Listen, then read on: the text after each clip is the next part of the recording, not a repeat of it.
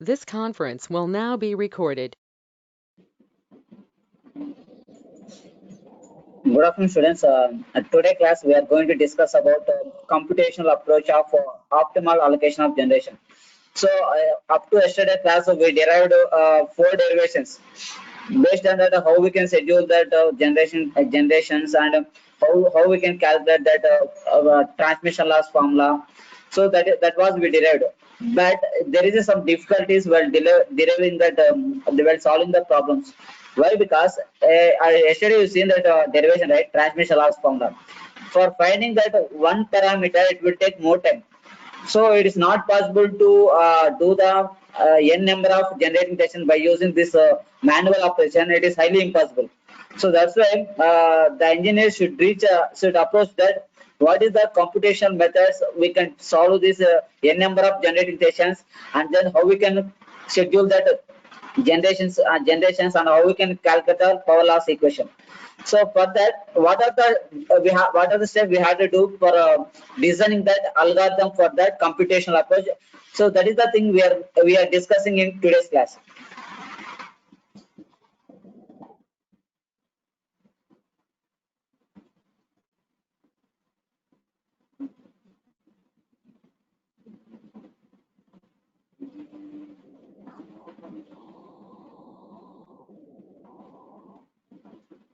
So today topic we are going to discuss is computational approach for optimum allocation of generation.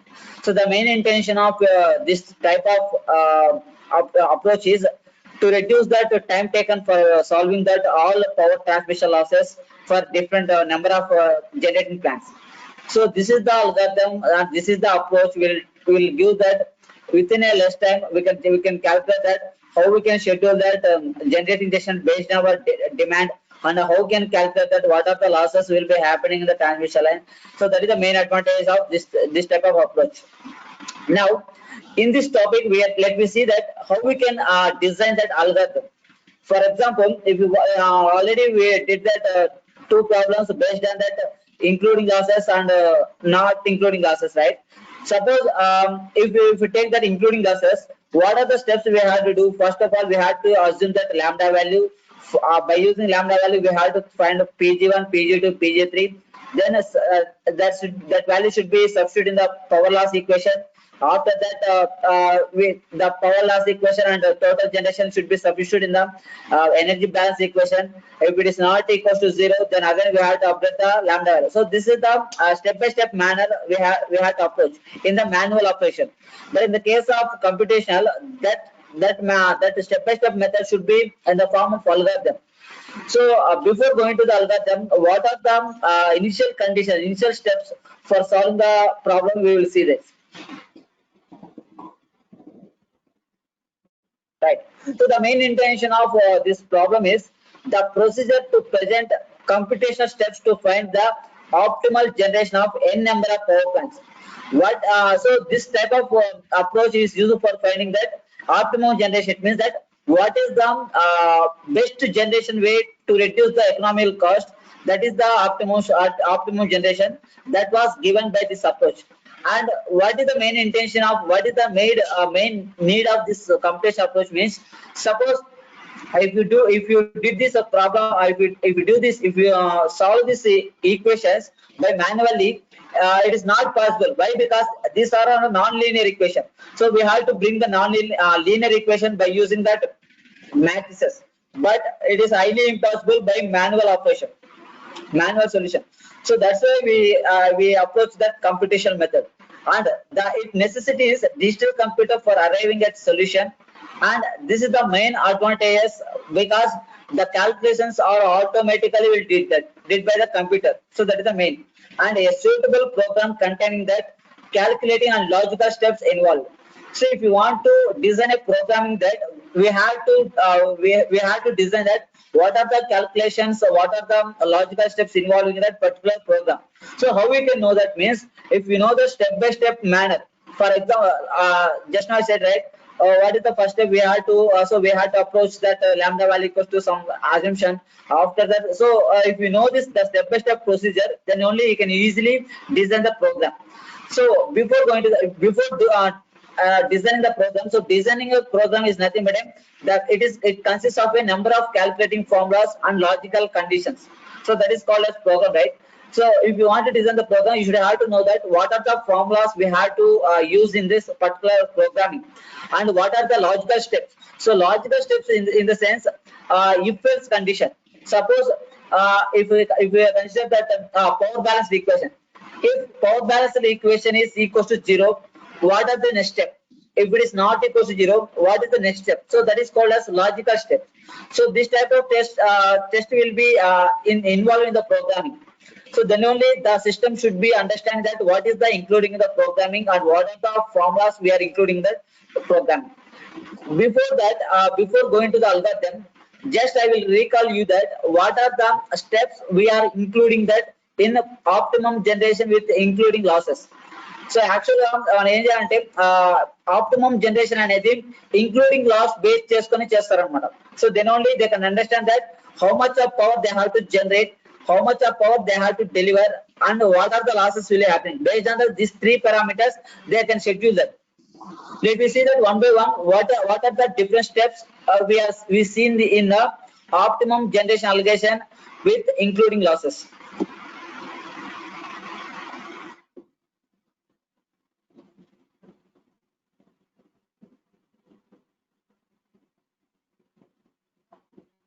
Right. See, the first thing is after finding that lambda value, after finding that PG. So first, I will tell you that I will show you. First, we have to assume that the lambda value. By using lambda value, we have to find if it has the three power plants, three plants, right? So if it has, we have to find that PG1, PG2, PG3.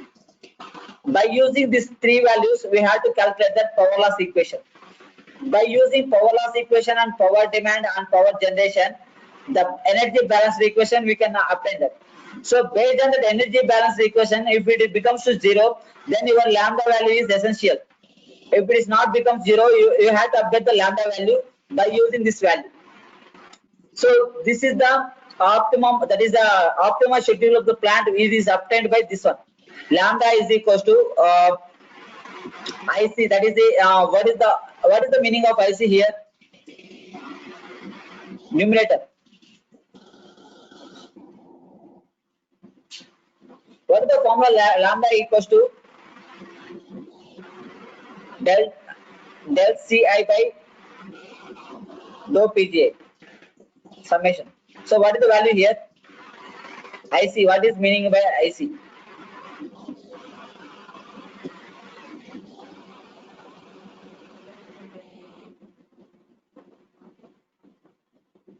So IC is a incremental cost.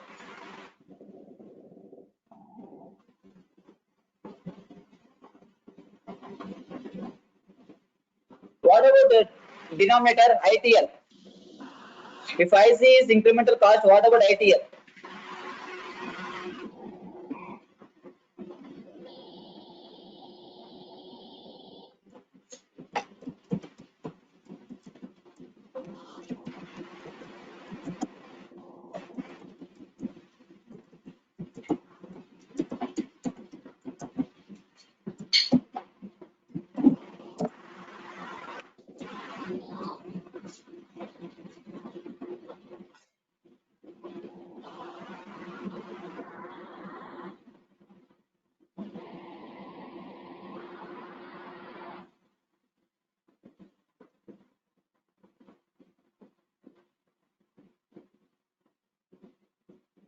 Right.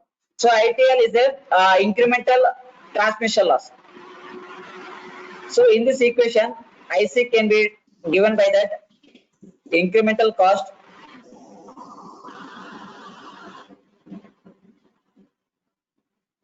and this was given by incremental transmission loss. And so these two formulas we have to find that. So how we can find that incremental cost equation?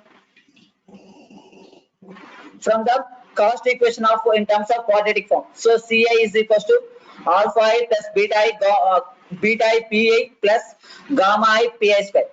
Suppose if it is plant 1, that is I equals to 1, you will get C1 is equals to alpha 1, beta 1, P1 plus gamma 1, P1 square. If you want to find that incremental cost of from this equation 2, we have to differentiate this equation 2 with respect to Pi. Then you will get dCi by dPi equals to beta I plus 2 gamma I Pi. So this is the equation we are substituting in the numerator. So this is the incremental cost. Now how we can find that incremental transmission loss formula? Right. So after differentiating that cost equation, you will get this. So this is the incremental cost equation, and this incremental cost equation we have to substitute in that lambda value for updating the lambda. Now it is clear that the above equation is used to compute load scheduling problem, but it is necessary to compute that ITL, incremental transmission losses. If you find these two equations, two values, then only you can calculate that lambda value. Let me see how we can calculate the ITL value.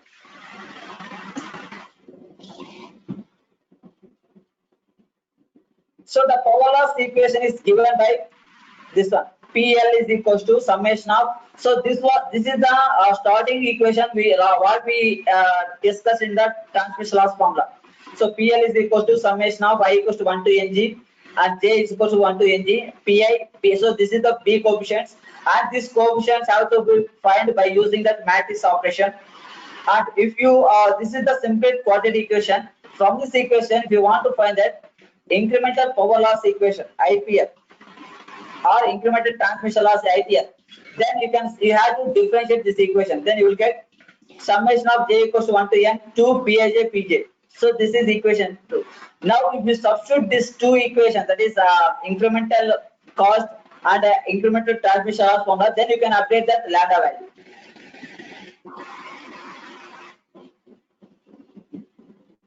Now see here, this is the after substitution of incremental cost equation and incremental transmission loss equation. Finally, we found that lambda. Now from this lambda, what we have to find? We have to find that PI value. So when we cross multiply this one, beta I plus 2 gamma I PI equals to lambda into the entire term. Just represent it is equation 6.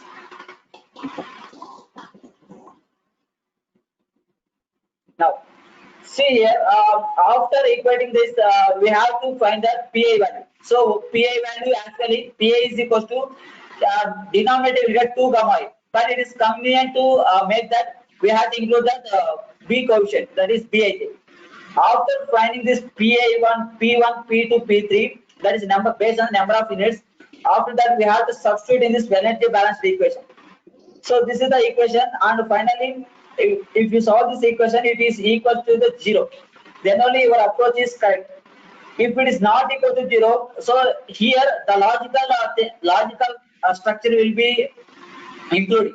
So if I is equal to 0, so suppose I am considering if this is I equation, if I equals to 0, what we have to do? If else, what we have to do? So that is the logical thing we are including in the programming. So after finding this power generation from number of plant P1, P2, P3, after that the all should be added up with respect to the when we adding that all three. One is generation and demand and loss. So when I adding these three, then we have to get the 0. Then only our lambda value is optimum value. Otherwise, we have to update the lambda value.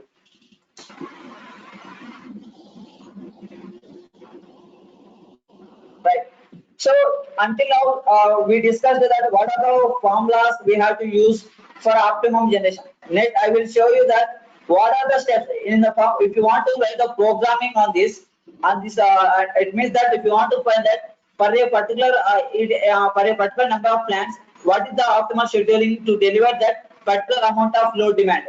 So that is the programming you have to write for the step by step. So what are the step by step manner means?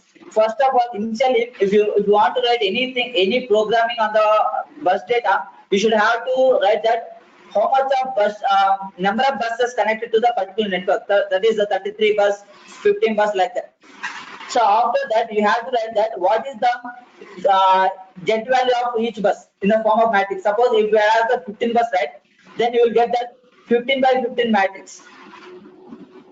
So in that, every bus having that impedance values including in that. So that is the initial condition while you're writing that programming on the power system. After that, we have to choose the Lagrange multiplier lambda equals to. So here we are not including that one value. So already I said that based on the cost equation, suppose cost is C1 is equals to 0.06 plus 5, like that there is, right. So based on the beta coefficient, we can assume the lambda value here. Now in this condition, I am observing that here the lambda value should be 1 to n. Why? Because we don't know the exact value. So I'm assuming that from 1 to infinity, like n. In that condition, we have to check that at a particular bus. So P1, what is for P1, what is the lambda value for P1? What is the lambda value for P2? So I have to assume that for assuming this type of numbers, initially we have to equating the 0. If Pi equal to 0, then what is the P1 for P1 value? What is the P2 value? So it should be continued on so on here. Now solve the equation 7 iteratively for Pg1. So after assuming this lambda value, we have to find that is incremental cost equation. That is after that incremental transmission loss formula. From this equation, you can find that Pg1, Pg2, Pg3. That is should be in the iterative manner. After that, we have to substitute in this power loss equation. So power loss equation they already mentioned in that problem. So we have to substitute this Pg1, Pg2, Pg3 in the power loss equation. Then you will get some x value of PL. After applying these values, you know the total demand value, and you already you have the power loss value, already have the generate. So while adding these three, so here PD plus PL minus of Pg1 plus Pg2 plus Pg3. If you solve this equation, if we have to get the 0, so that is the optimal approach of this generation. If you are not getting the 0, we have to proceed for next step, that is called as iteration step. And one more thing before that, here you have to, if there is including the generating limits, you have to keep on to check that whether your generating power is within the limits or not. See here, this is the step 4. After finding that Pg1, Pg2, Pg3, we have to check whether these values within the beyond the range are stipulated. అంటే ఈ pi value అనేది maximum minimum వాల్యూకి మధ్యలో ఉందా లేదా exceed అయిందా చూసుకోవాలి. If the PI value is less than the minimum value, you have to consider that PI as a minimum value. Or if the PI value is exceed the maximum value, then you have to assume that PI is a maximum value. Suppose your plant 1 is maximum minimum limits is 15 less than or equals to Pg1 less than or equals to 75. So this is our limits. Now if after calculation of Pg1, if you check this value, if the Pg value is 10, if you get 10 means it is less than the minimum value. In this condition, what we have to do means we have to assume Pg1 is equals to 15. Why? Because our obtained value is less than the minimum value. Suppose if the Pg1 is 80, so 80 means it is more than the maximum value. At that time, what we have to do means we have to assume the maximum value. So that is the step 4. We have to check that whether the generation power is within the limits or not.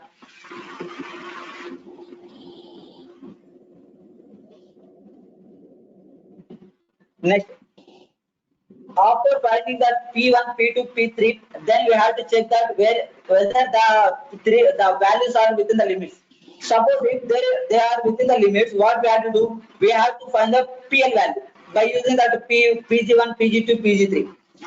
After finding that PL value, then we have to check that energy balance equation. Check if power balance equation is satisfied. So when it is satisfied, when the addition of this all three parameters should be 0, then it is satisfied. Otherwise, we have to present the value of PI, give the optimal generation schedule. Otherwise, go to the step 7. So from that step 7, you have to do like that. So we have to update the lambda value, then the procedure should be keep on going to be continued. Right. So this is the conditions what we have to do when the that power balance equation is equal to 0 or less than 0, greater than 0. These have to be changing.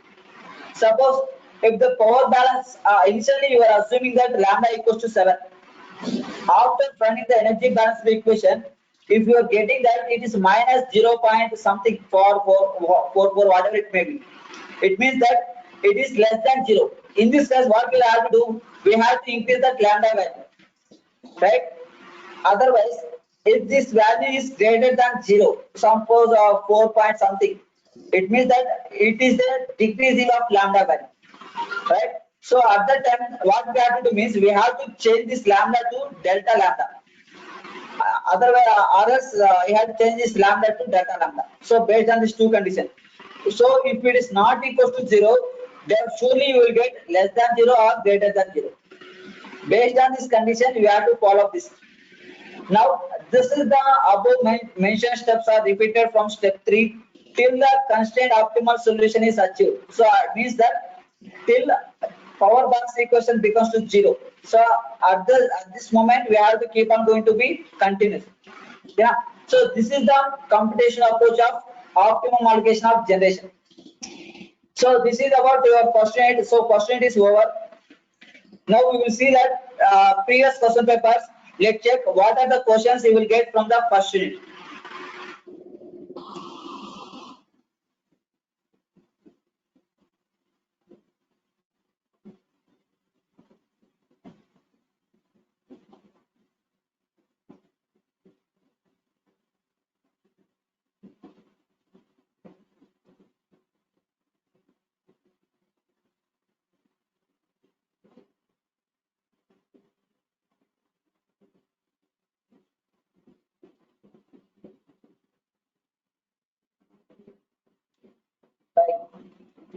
See here, this is the question paper that is the R33 regulation.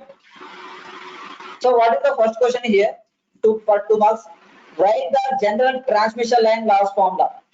So you have to write that power loss equation PL is equals to summation of I equals to 1 to NG, summation of J equals to 1 to NG, PI, PIJ and PJ.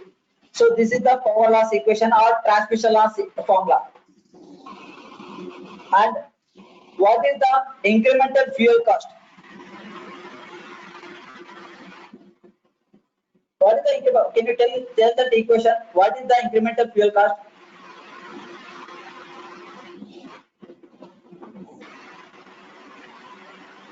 So the incremental fuel cost is defined as the ratio between incremental change in input by incremental change in output. So that is given by lambda. So lambda is equal to dCi by dPi. That is incremental change in input. So we are giving the input in the form of cost and getting the output in the form of power. So incremental means the ratio of incremental change in input by incremental change in output. And how we can plot it means, so I already discussed that. So here, if the system is working properly, our that incremental cost you will get in linear. But based on the load changing, you are not getting the linear, and your graph should be like this. So it is some curvature manner you will get that graph. So this is the incremental cost, incremental fuel cost curve. So you have to study that all that is graphs is there, right? Heat rate curve, incremental fuel curve, input output cost. So very important topics that is. So what is the use of that curves means by this graph only you can examine that what is the performance of a particular plant.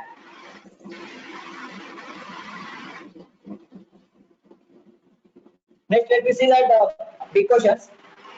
See here, give an algorithm for economic allocation of generation among generation of thermal system taking that into account transmission losses.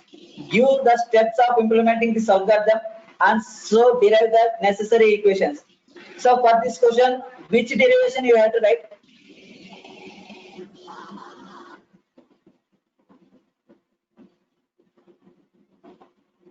For this question, which derivation you have to write?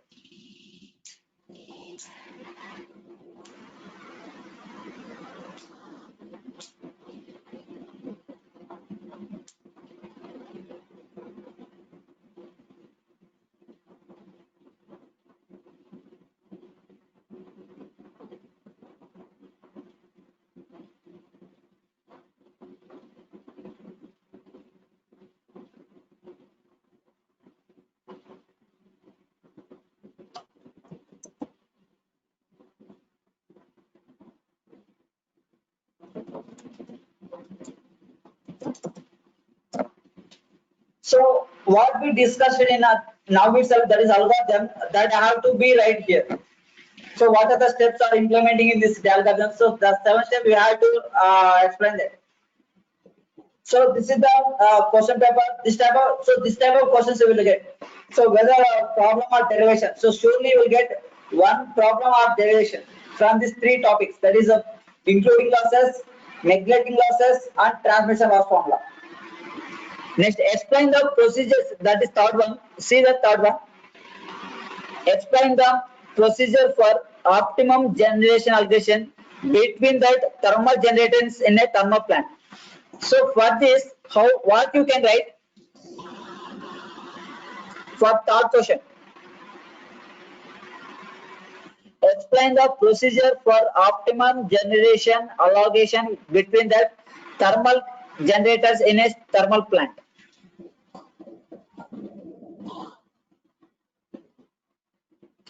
For this third question, you have to write two derivations. One is include neglecting losses and including losses. So you have to write the two derivations for this third question. One is neglecting losses and including losses. So this is the one of the paper, and what are the questions asked from the first unit. Let's check one by next one.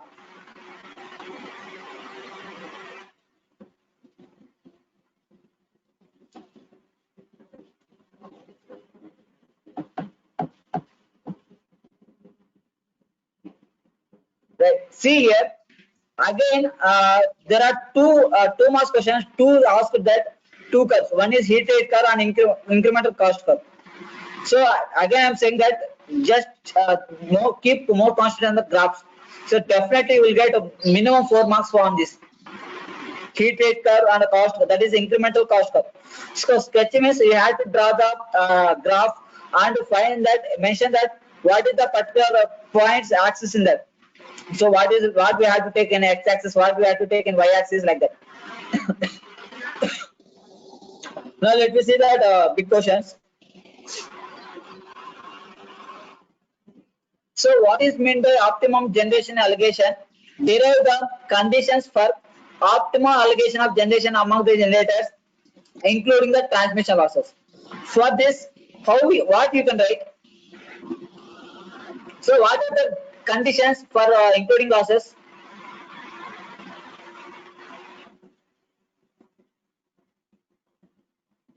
What are the conditions for including the losses?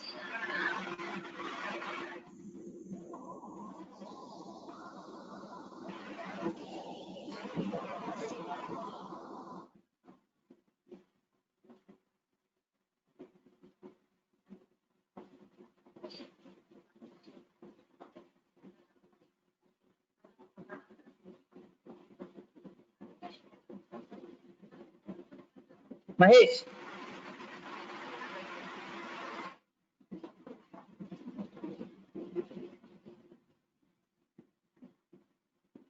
what are the conditions for optimum allocation with including the transmission losses?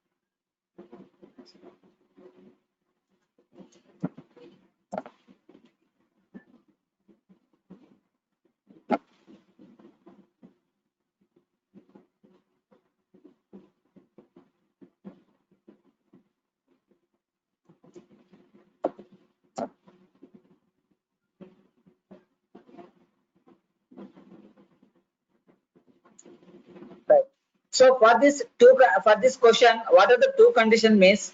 One is, so we have to derive these two conditions from the Lagrange multiplier. Dou L by dou Pi is equals to 0, and second condition is dou L by dou lambda equals to 0. So these are the two conditions, so we have to derive by including the transmission losses.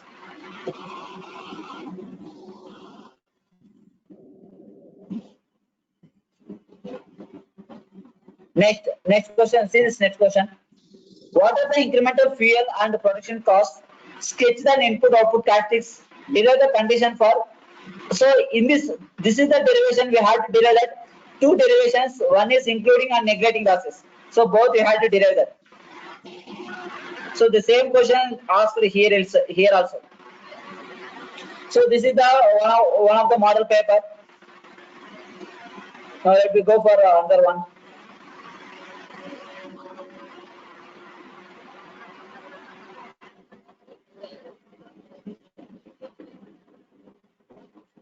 Right. See here. See, all of you note down this question. That is first one.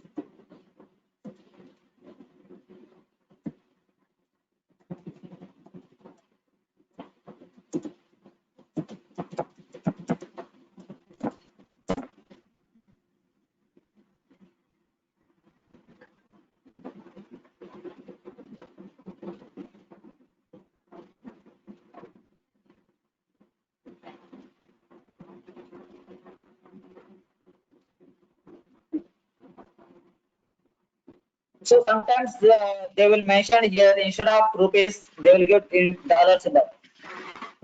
So here, what is the meaning of this question means? A power system consists of a two 125 megawatts units. It means that it has the two units and each one having the 125 megawatt, and the total capacity is 250 megawatt. Now they given that cost of the two plants. If the total receivable, that is the total demand is 200, and what is the load sharing among these two? So the maximum capacity is 250, and the two units has to be generate 200. In between that, what are the scheduling among these two? So that you have to find that. How we can find this problem?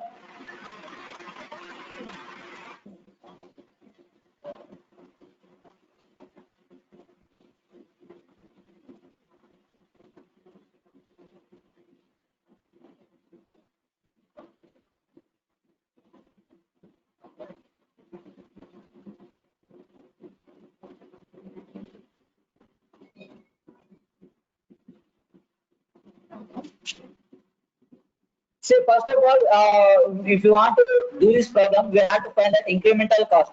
So that is dou ci by dou c1 by dou p1. So for this, what you will get 2.2 into 22 plus 0.04 0.08 p1. So after finding this value, we have to equate that two equations. From this equation, you can find that what is the value of P1 and P2. Based on the P1, after finding the P1 P2, then you can schedule that what is the capacity for P1 and P2. After that, if you substitute that P1 P2 value in the C1 C2, then you can append that total cost. So CT is equals to C1 plus C2.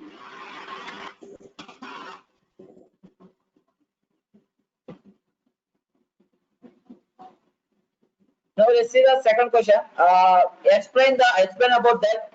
exact coordination equation and derive the penalty factor. So this is the derivation we have to derive that already transmission loss formula. So we derived that psi, right? So that I have to derive. So you can use that formula, or else you can write that third equation, that is optimum generation with including the losses. So you can write any of two.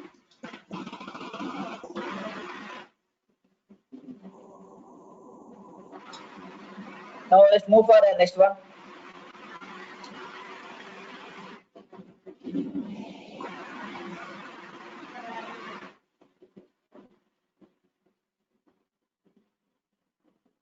Right.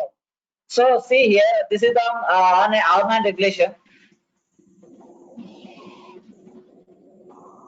In that, so first one is, what are the methods of scheduling of generation of steam plants? Explain their merits and demerits. So we discussed different. So there are three methods we are scheduling the generating plants. One is traditional method. A second one is analytical method with not including the losses. And third one is analytical method including losses. So we had to explain about that, and you had to write that advantage and drawback of that three methods. And next third second one is, this is the progress belongs to the third type. So it has the including losses. So first of all, this equation they are given in the per unit. You have to convert into MVA by dividing the 100 on both values. So after finding that, you can find P1, P2 by assuming the lambda value initially. So here, what is the value you can assume that for lambda?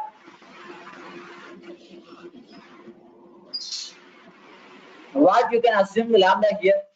What is the value here?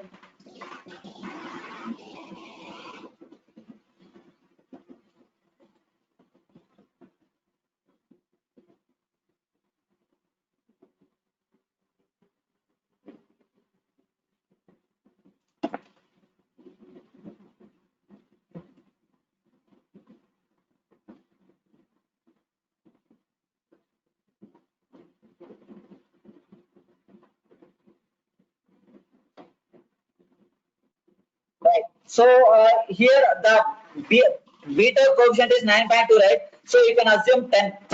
So if you assume the 10, then you can get that approximately equals to the 10. Okay, now next. So this type of problems you will get if you thoroughly learn that the three derivations, and based on that problem, based on that you can surely get that 10 mark out of 10, 12 marks from 14 marks from the first unit. Okay, now. So first we have to study that all curves what we discussed in the first unit, that is heat rate curve, incremental fuel rate curve, input output characteristics, incremental rate curve. So these four curves are very important. So you may get in for 2 marks as well as 10 marks. Right? After that you have to read that the three derivations. One incremental fuel cost, one is second one is optimum allocation with not including the losses, and next one is including losses. So just to limit the transmission lines formula optionally. Okay, now. So except that derivation, there is easy to study that all topics, right? So study the all topics. Then you have exam on Monday on this first unit. So you have to write that script test one on first unit on Monday.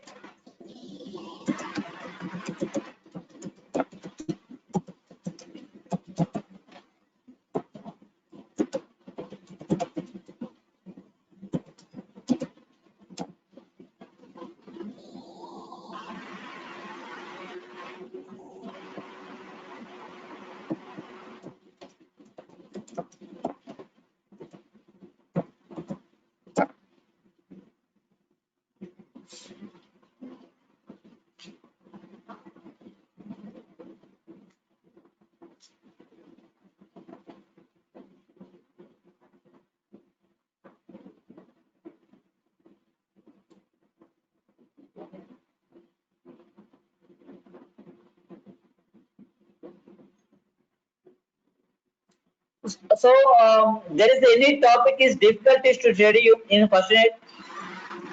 Okay, or else you want any revision on first unit.